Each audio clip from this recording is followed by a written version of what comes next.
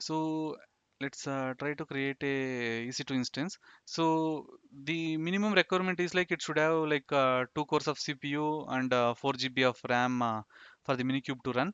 So let's give the name as Minikube. Okay, and then I will select Ubuntu. Then I will select Ubuntu 22. Confirm changes.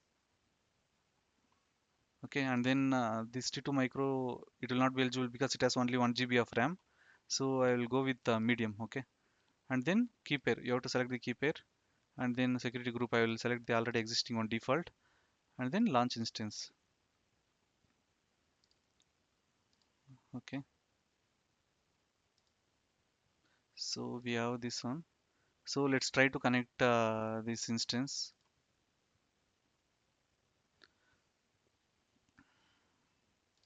It will take some time to come up.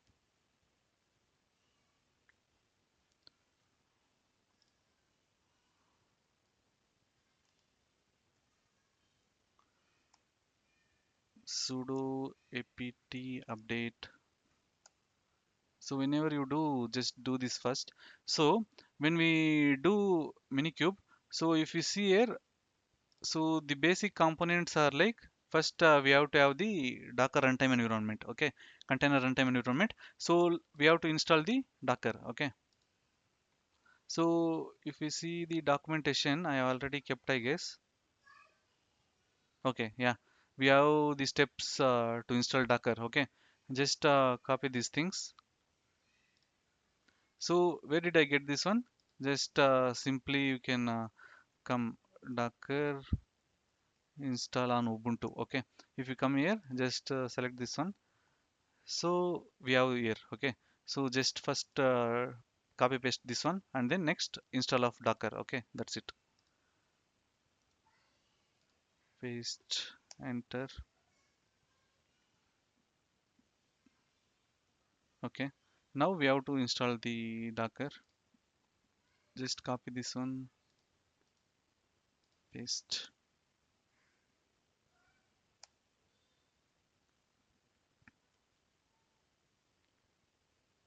So the Docker is being installed.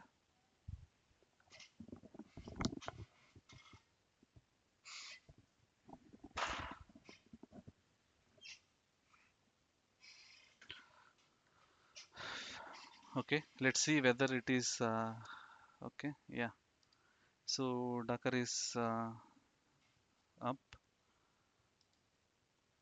So now once Docker is done, let's install Minikube. Install Minikube in Ubuntu. So just you can come here, and then it is very simple to create the cluster. Okay, this is also a Kubernetes cluster, and it is very simple to set up. Okay, just paste this one. S- Linux. Just copy this one, paste. So once this is done, you can do Minikube start. Okay, let's do Minikube start. Okay, so okay, so actually we have created the Docker user, so we have to give the Ubuntu permission. Okay, if you see here, we have the command here itself. So it is just adding the permission, and then it is adding it into the Docker group. Okay,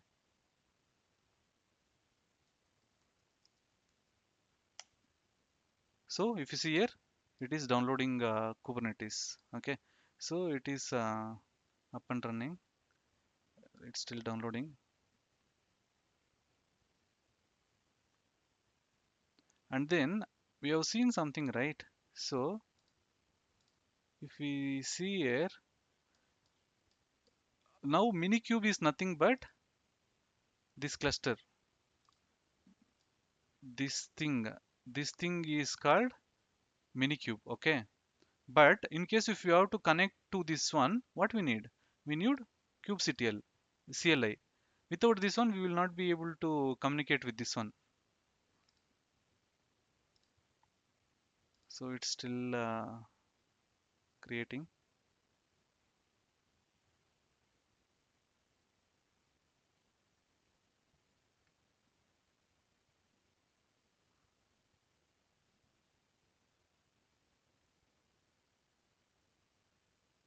So if you see here, it is booting up control plane, okay, and it is configuring the rules, everything. And then if you see here, all the networks, everything, so configuring bridge CNI, and then it is using image as well, Minikube image. So if you see here, kubectl not found, okay. If we let's try this one, okay, Minikube kubectl get pods, paste, okay. So if you see here, these are the pods which are running, okay. So when I do minikube kubectl get pods, it is working. Let's try kubectl get pods.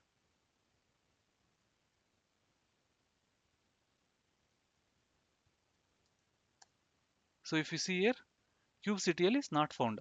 So normally in Kubernetes we will use kubectl command to communicate. Here when we use minikube, this minikube command, so it is not like it is working there. But we have to install kubectl. How to install kubectl? So we have already given the commands. Okay, just copy this one.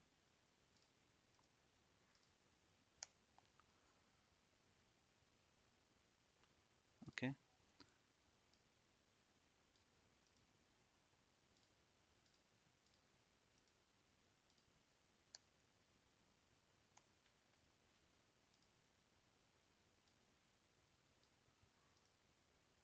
Copy. So we are giving the paths for bin paths for that one. Okay. So once this is done, you can check the version. Okay. Now if we check, it will be up and running.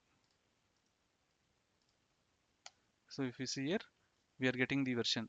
So client version is 1.31.2. Now let's do kubectl get parts. Okay. When we do kubectl, okay, what we are defining? We are telling the kubectl. Okay. We are telling this kubectl to do what task? To do get. Get means, you know, right, English, like get pods, like it will try to get the pod names, okay. So this kubectl will contact API to get the parts. So what it will happen now, this command will go to API, and API will go to etcd, and then it will again return to API, and API will return to kubectl, okay. This process happens within a second. So if we come here, when I do kubectl get parts, so it has given us no resources found in the default namespace. Okay. So it is written like no parts are found. So how this is done? So it looks simple, like we just give kubectl get parts, but the architecture, how it happens, this kubectl goes to API, API goes to etcd, etcd again sends the information to API, like there are no parts, and then this API will give to kubectl, and kubectl will display to us like there are no parts here, okay. And then um, we have something called these things like default parts of cube system, okay. And then we have something called namespaces as well, we can see it later. I will explain you those later. So we have these many namespaces, and then where we have checked in the default, okay. Now let's see cube system, okay. Just copy this one, just do kubectl get pods -n, and then paste that namespace. If you see here, we have these many pods. If you see here, etcd, we talked about this one, right? This is the database. Okay, this is the database, and then we have something called core DNS. DNS is nothing but you know, right, domain naming system.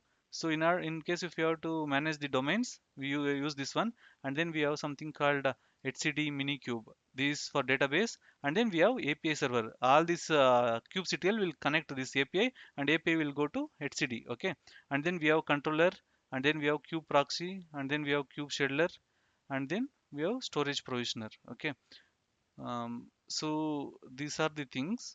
Um, if you see here now, the entire Kubernetes cluster is ready. kubectl get pods. So By default, in case if you're not giving any namespace, it will check the default namespace, and then it will say like nothing is available.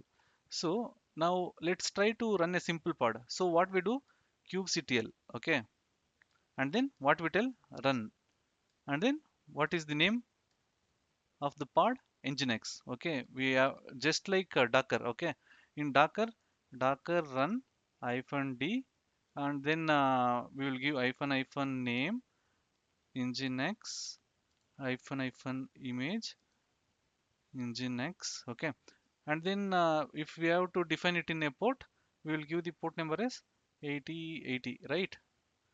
So we will be giving it at this place, but we will be giving hyphen p 8080. You understood? So in docker we give this one. Okay, we give this one docker run. So instead of docker, what we are using, instead of docker we are using kubectl. Okay, and then run. Here also run, and then nginx. Here we are giving hyphen name. Here no need of giving name. Okay, you can directly give this one. Even here if you don't give any name, it will automatically take some name. So here you can give name, and then image. Here also we are providing image, and here also we are providing image. And then here with hyphen p we are providing the port number. Here we are giving hyphen port. Here here also you can give with hyphen p, it will work. Okay, so now let's try to create. Let's just copy this one and paste it here. Okay, so if you see here, pod, previously in docker it will be container, right? So here it will be pod. So now let me do kubectl get pods. So nginx is running. Okay,